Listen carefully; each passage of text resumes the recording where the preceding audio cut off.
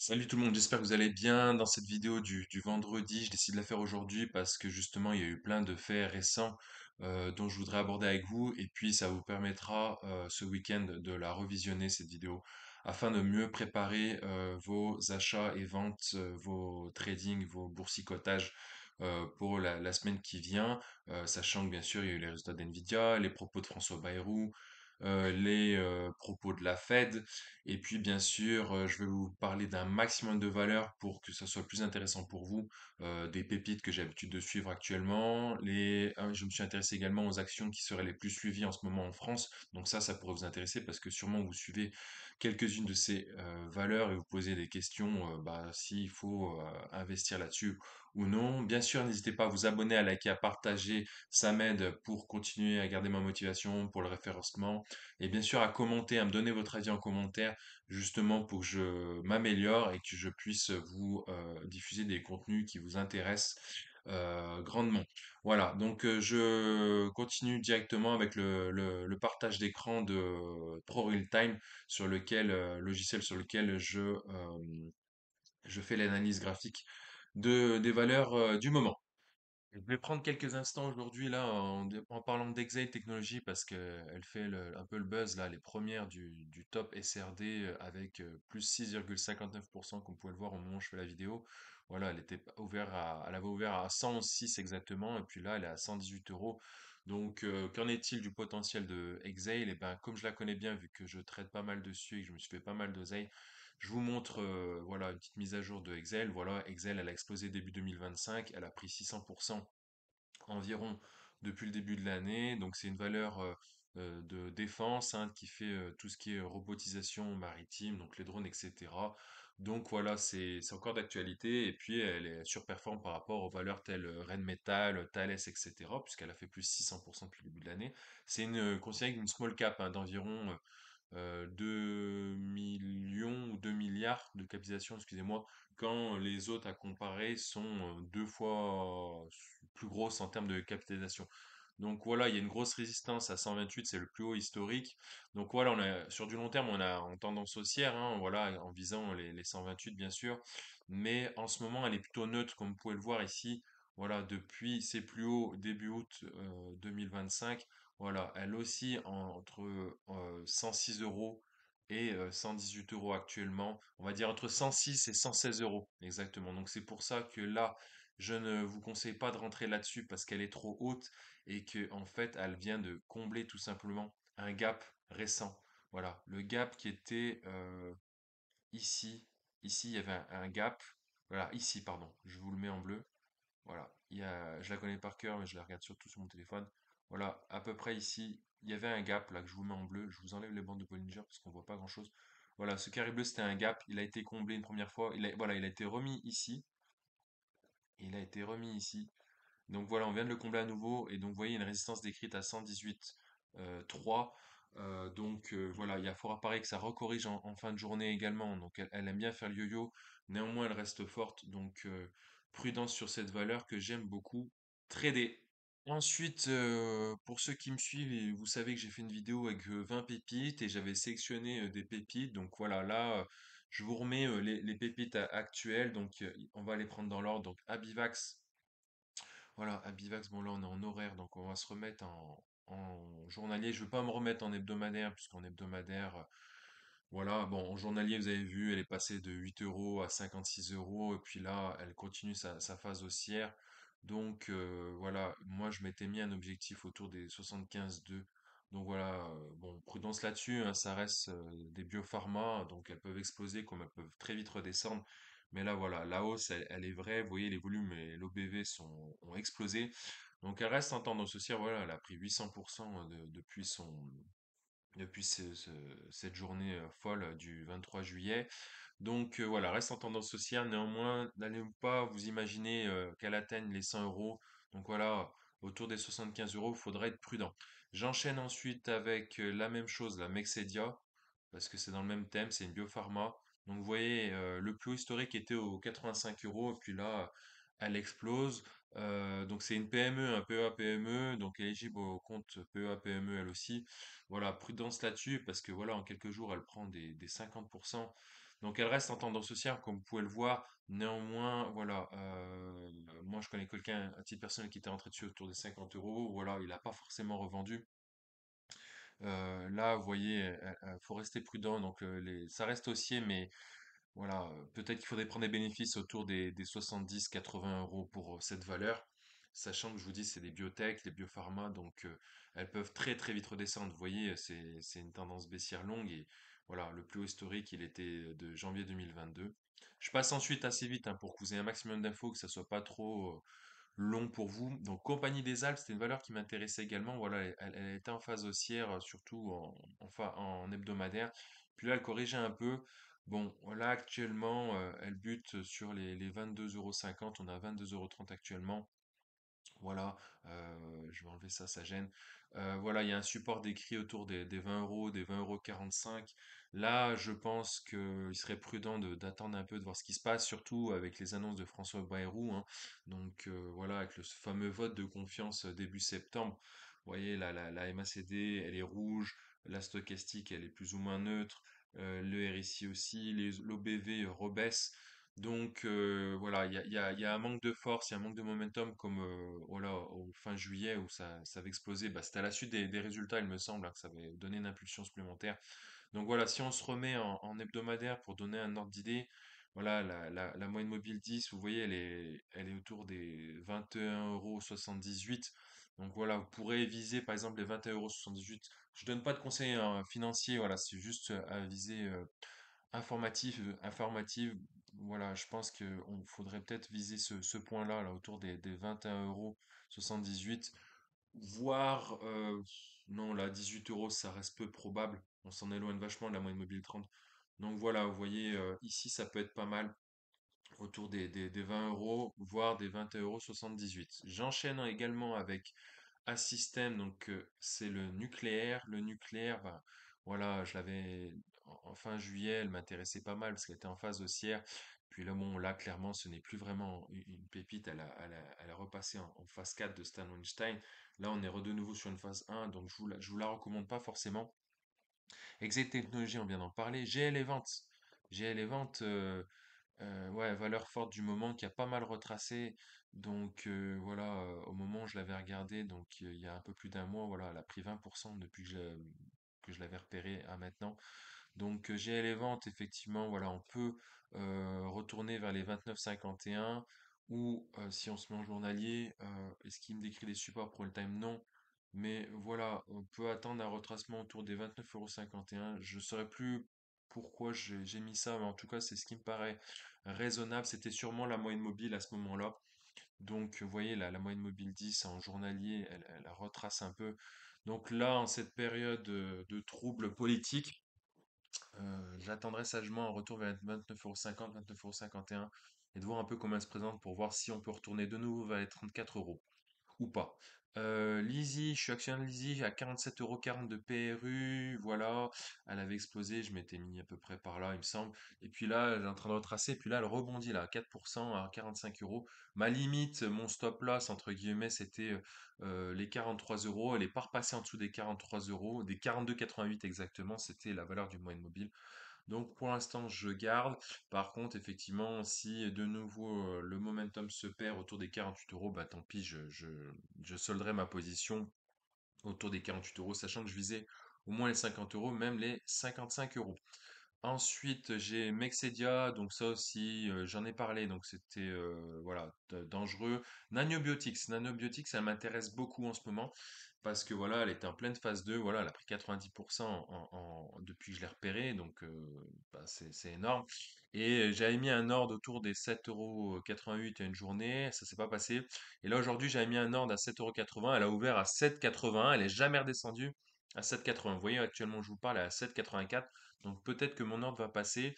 Après, voilà, je viserai autour des 8,80 €, mais pas plus. Donc là, c'est vraiment la spéculation, c'est du trading à court terme, donc du swing trading, on va dire, de journalier ou à la semaine.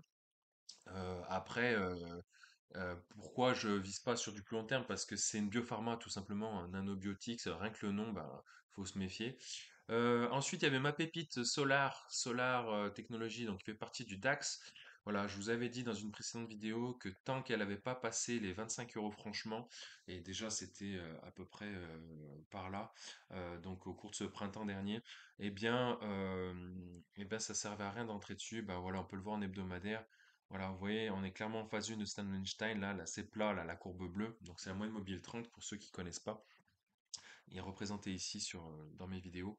Et donc voilà, il y avait voilà, ici la moyenne mobile 10 qui repassait au-dessus de la moyenne mobile 30 et tout. Donc voilà, mais tant que ça passe pas les 25 euros, eh ben je rentrerai pas sur le titre. Par contre, si ça passe franchement avec des volumes, l'OBV, les RSI, tout ça qui sont en signal d'achat fort, eh bien on pourra viser les 45,75 € comme je vous le présente ici. Et donc on pourrait faire presque du 100%.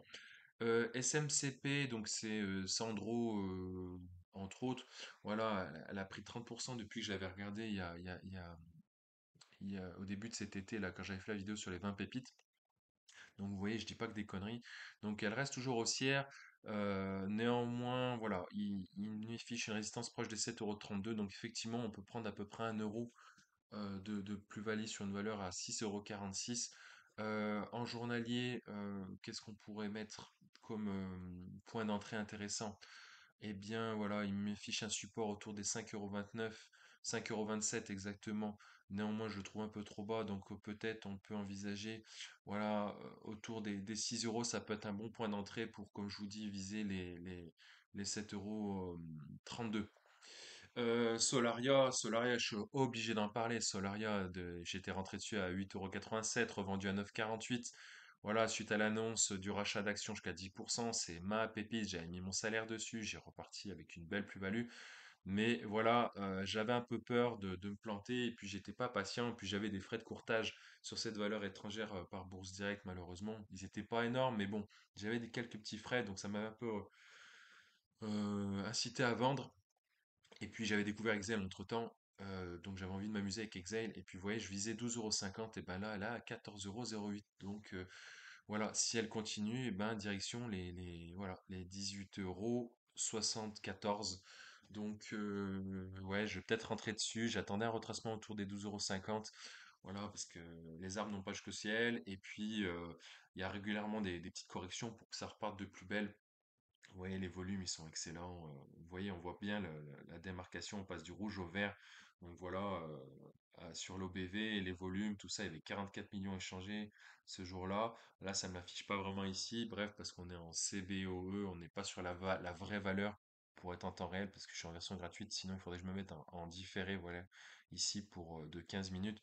Donc c'est pas bon pour du trading si on n'est pas tout à fait en temps réel, surtout sur du day trading. Donc voilà, ceux qui savaient pas que ProRectam affichait les valeurs de telle manière, eh bien, il faut faire attention à ces petites subtilités. Donc les volumes sont pas forcément les mêmes sur ces deux valeurs. Donc voilà, Solaria, c'est une très belle pépite, j'en suis très fier. Les actions les plus suivies maintenant, eh bien voilà, j'ai découvert 74 Software voilà, pourquoi les gens s'y intéresseraient à elle. Eh bien, on va voir en hebdomadaire ce qu'il affiche. Bon, voilà, elle est en différé 15 minutes, donc on n'est pas totalement à un jour. C'est une petite valeur, hein, même si elle est cotée 39 euros. Voilà, elle est en pleine phase 2 de Stan Weinstein, là, voilà, depuis février 2025. Et donc, voilà, peut-être qu'il y a un petit retracement.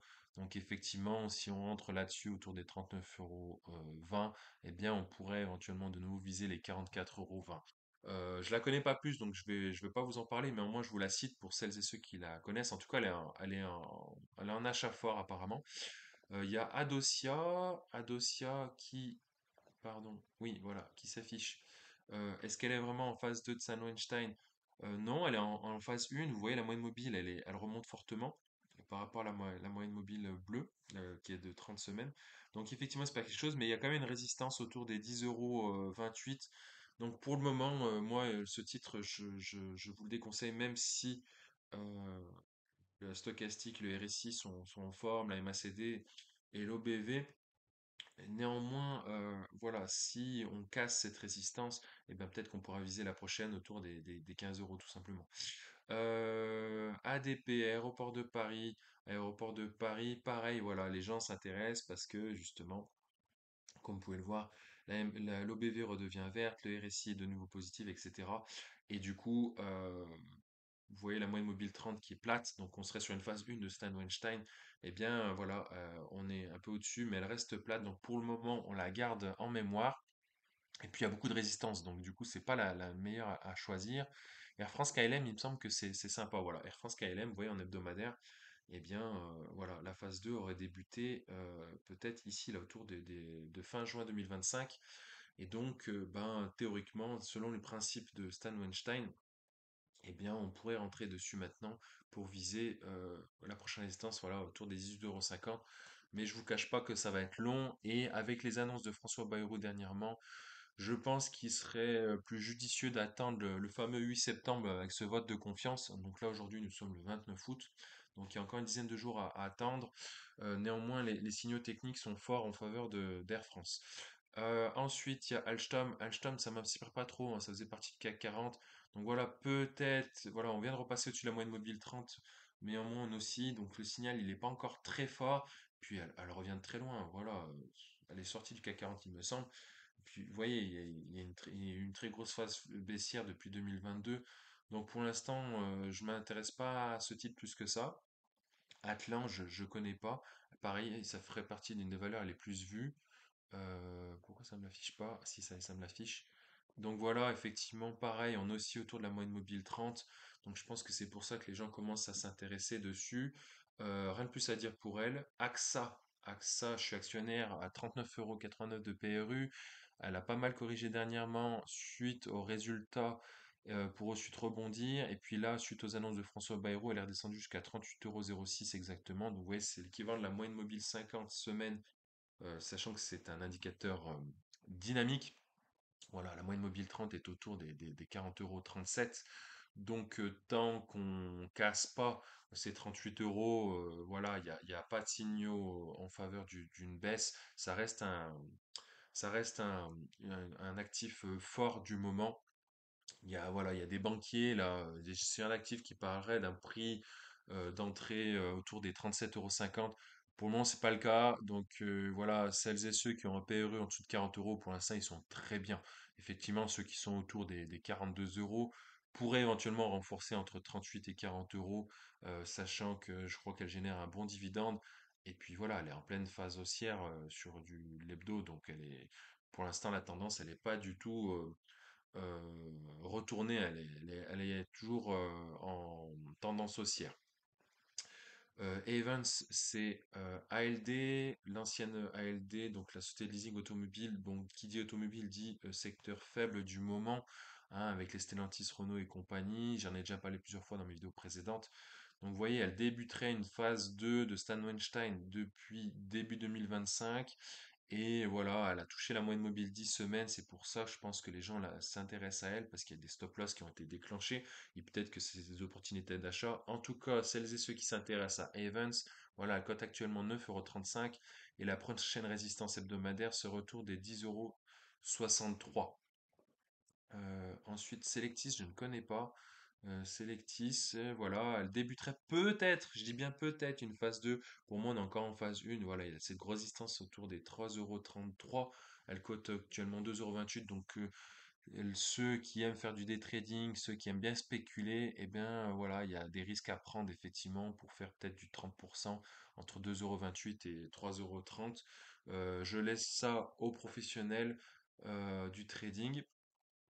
Danone, ben, valeur plutôt défensive en temps normal du CAC 40, elle est voilà, en phase de hausse. Donc effectivement, voilà, il y a peut-être un coup à jouer. Après, voilà, on est autour des 71 euros. La résistance elle est autour des 76 €. Donc voilà, il y a un peu moins de 10% à se faire sur du court moyen terme. Après, voilà, je ne sais plus combien elle génère de dividendes. Effectivement, ça peut être une valeur assez résiliente, au même titre qu'Orange, par exemple. Eramet, Eramet, pareil, voilà, on est plus ou moins en phase 1 de Stan Weinstein. Donc pour l'instant, patience sur le titre. Vous voyez, elle est à 51,25 €. Il y a une résistance décrite autour des 57 euros. Je passe assez vite pour vraiment voir un maximum de valeur. Il y en a beaucoup. Essilor Luxottica, valeur du CAC 40, j'ai été actionnaire dessus il y a quelques temps de ça. Voilà, bah, elle faiblit pas, hein, elle faiblit pas. Donc, vous voyez, la moyenne mobile 30 est autour des 256,41 €. Donc, il serait peut-être intéressant voilà, d'attendre les 255-256 € et de voir un peu comment se profile ensuite. Donc là aussi, pareil, le CAC 40, toutes les valeurs de CAC 40, faut attendre. En gros, le vote de confiance du 8 septembre. Surtout que le mois de septembre, c'est un des mois les plus pourris en bourse. En général, les valeurs baissent, en tout cas en France. Donc là aussi, un peu de patience dessus, je dirais. Forvia, secteur automobile également, eh bien peut-être qu'elle débuterait une phase 2, mais néanmoins elle revient de très loin. Vous voyez, en 2022, elle était proche des 40 €. Là, actuellement, elle cote 11 €. Donc c'est une grosse baisse. Voilà, secteur automobile, je vous le déconseille fortement. Voilà, c'est comme Stellantis, hein, elle aussi autour des 8 €, faut pas se leurrer. Quand elle passera peut-être les 10 €, on en reparlera, mais là actuellement, il n'y a pas de signaux forts. Vous voyez, il y a du rouge un peu partout, donc prudence sur Forvia. Getlink, 16,18 € actuellement. Euh, Peut-être elle aussi, elle débuterait une phase 2. Voilà, et c'est une phase 1 depuis un petit moment, là, depuis 2023. Elle est en phase 1 de Stan Weinstein. Donc voilà, donc elle monte lentement mais sûrement. Donc peut-être qu'il pourrait être intéressant de rentrer dessus, mais au moins elle n'a pas une croissance forte, hein. Ça va être assez long, je pense. Et là, je vous mets une résistance que Prime Time n'a pas décrit, mais clairement, les 17 € environ, euh, c'est une résistance très forte. Donc là, le code 16,18 €, il n'y a pas grand-chose à gagner dessus actuellement. LVMH, j'en parlerai plus tard. Michelin, une des seules valeurs françaises qui n'est pas éligible à la vente à découvert. J'ai découvert ça dernièrement. Bon, bah voilà, elle est en tendance un peu neutre, hein, depuis un moment entre 30 et 33 € à peu près. Valeur du CAC 40, donc aussi prudence par rapport aux annonces politiques gouvernementales du moment, avec François Bayrou, qui va bientôt jarter, hein, on pense, hein. Voilà, il a plus rien à perdre, hein, je pense, ce mec. Ce serait un miracle s'il reste au pouvoir. Donc voilà. Phase 4 ou phase 3 ou phase 1. Donc si on est plus court-termiste et optimiste, ben, on serait peut-être sur une phase 1, vous voyez, une phase de plateau. Donc attendre de voir repasser les 33 € en force avec des volumes, etc. pour justement viser à nouveau les plus hauts, les 37 €. Après, bah, ceux qui sont amateurs de dividendes, bah, renseignez-vous sur le dividende et il doit être d'1 € et quelques, je pense. Et peut-être que voilà. Mais en tout cas, voilà, secteur automobile, Michelin, tendance neutre actuellement. Nicox, c'est une société d'ophtalmologie, donc elle serait peut-être en train de débuter une phase 2. Néanmoins, ben, c'est une sorte de PME. Voilà, elle cotait presque 6 € en 2021. Là maintenant, elle cote 36 centimes. Donc c'est une penny stocks. Je vous les déconseille, les penny stocks. J'ai essayé. Les penny stocks, autant aller au casino le plus proche ou jouer un jeu à gratter, ça sera plus kiffant pour vous. Donc là, je vous déconseille d'entrer sur le titre. Néanmoins, je vais continuer à la surveiller. Nokia, les télécoms, Nokia. Je sais pas pourquoi on la regarde, parce que voilà, elle est pas du tout en tendance haussière. Vous voyez, la moyenne mobile 30 et décline, la moyenne mobile 10 également, donc il y a pas donc elle reste baissière, donc Nokia oublié pour le moment, sauf si on veut la shorter. Renault, j'en ai déjà parlé dans ma vidéo précédente, je vous invite à la voir en même temps que Publicis. Schneider Electric, eh bien malheureusement, l'air est à Legrand quand auparavant c'était Schneider Electric. Y a-t-il un coup à jouer sur Schneider Electric? Eh ben pour le moment non, elle est en tendance neutre autour des 210 €. Donc pas du tout inspiré sur le dossier. J'étais actionnaire à 229 de PRE, revendu autour des 236 €. Petite plus-value, mais surtout pas de perte de capital. C'est surtout ça qui m'intéresse. Ne pas perdre d'argent en bourse. C'est surtout ça. C'est là où c'est le plus dur. Gagner en bourse, c'est bien, mais surtout ne pas perdre. Il faut surtout raisonner comme ça, ne pas perdre en bourse. Ce local group, je crois que c'est les pages jaunes, il me semble. Bon, rien à dire dessus. Si, il y a une OBV qui a explosé dernièrement. Mais vous voyez, on la voit pas, là, 4,50 € quand il y a quelques temps, bah, je sais pas pourquoi ça marquait 1800. Pas du tout inspiré par le titre.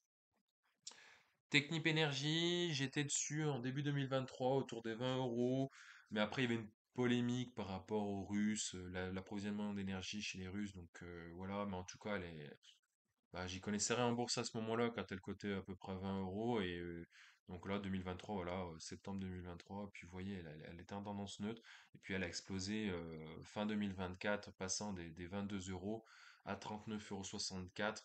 Donc effectivement, elle est en tendance haussière, il n'y a pas de faiblesse dans la tendance. Donc oui, ça peut être un titre fort si vous voulez la garder sur du long terme. Pour le moment, ouais, les feux sont tous verts à peu près, hein. Total Energy, j'en ai déjà parlé dans ma vidéo précédente, que je vous invite à la regarder, qui a plus de 6000 vues. C'est une des vidéos les plus regardées sur ma chaîne, les plus appréciées, avec beaucoup de j'aime. Donc je vous invite à la regarder parce que ça n'a pas changé, hein, c'est toujours d'actualité ce que je vous ai dit dans cette vidéo.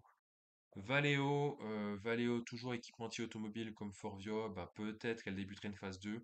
Donc je rappelle, hein, phase 4, voilà, la descente, phase 1, et là peut-être phase 2, puisque si on zoom, et bien effectivement, voilà, on est au-dessus de la moyenne mobile 30, on est au-dessus de la moyenne mobile 10. Donc il aurait fallu idéalement rentrer dessus autour des 9,50 €. Et peut-être, j'ai bien peut-être, pour les plus dynamiques d'entre nous, peut-être qu'on pourrait retourner autour des 13,76 €. Néanmoins, moi je capte une résistance ici à peu près, hein. Donc voilà, tant que ça n'a pas passé les 11,40 €, allez, on va mettre plus prudent les 11,50 €, eh bien je m'intéresse pas au titre plus que ça. Et bien sûr, avec les indicateurs en faveur. Donc pour celles et ceux qui connaissent pas les indicateurs, soit vous les mettez comme ça, soit vous allez sur Investing, par exemple, et vous regardez si le résumé des indicateurs techniques et des moyennes mobiles sont en faveur d'un achat ou d'un achat fort, en fonction de votre horizon de temps, horaire, journalier, hebdomadaire, voire mensuel. Veolia, valeur du CAC 40, pareil, tendance neutre, pas du tout sexy. Donc voilà, les plus bas autour de janvier 2025, autour des 26 euros. Là, actuellement, elle cote 28 euros. Les plus hauts sont autour des 32 euros. Euh, voilà, là, pas inspiré par le titre, c'est une tendance neutre, donc pas intéressant pour nous. Et enfin, Vivendi, j'ai pas oublié le MH, hein. Vivendi, je vous disais il y a plus d'un mois de ça que c'était une valeur forte. Sur ma vidéo des 20 pépites, elle y était dedans. Après, voilà, faut bien s'intéresser aux différents montages financiers de Vivendi, du groupe Bolloré. Euh, voilà, maintenant, moins, elle a une tendance haussière. Après, elle coûte 3 euros, donc effectivement, les petits portefeuilles, ça peut être intéressant. Là, elle corrige, hein, sur le court terme.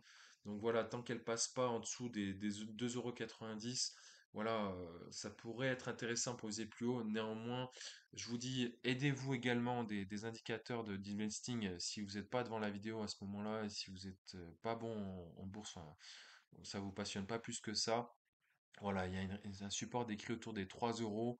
Donc à voir comment elle se comporte autour des 3 euros. Là, elle va y aller, hein, tranquillement autour des 3 euros. Vous voyez, on a 3,05 €. Si on s'intéresse en 30 minutes, je vais mettre les bandes de Bollinger également. Voilà, on est en bas des bandes de Bollinger. On les déborde pas, donc ça va continuer probablement à descendre.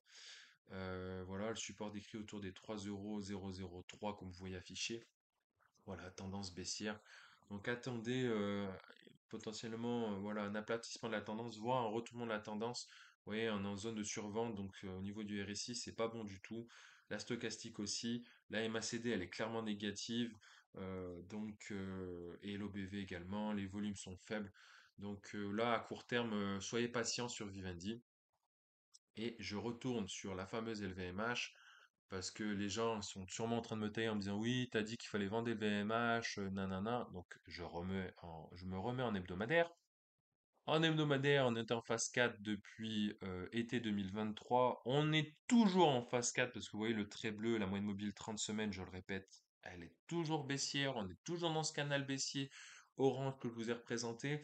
Voilà, effectivement, ceux qui veulent spéculer sur du court terme, oui, il s'est passé quelque chose entre fin juin et maintenant. Il y a eu, voilà, il y a le titre effectivement de ses plus bas a pris environ 15%, mais voilà, personne ne peut prédire les plus bas de la valeur. Euh, donc, du coup, bah, vous n'êtes pas aussi pro, hein, vous n'êtes pas bon comme les traders pros. Donc, effectivement, oui, c'est en train de remonter, mais c'est sur du court terme. Et voilà, les gens disent c'est bon, les tarifs douaniers sont passés, etc. Donc, il n'y a plus de surprise sur les valeurs de luxe.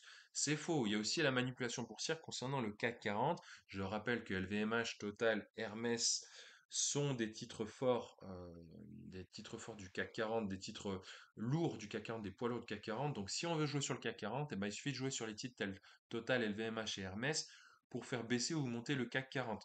Je vous montre justement le CAC 40. Alors attendez, pour clôturer sur LVMH, là, voilà, il y a une résistance autour des 558 euros en hebdomadaire et à plus court terme, on va mettre en journalier.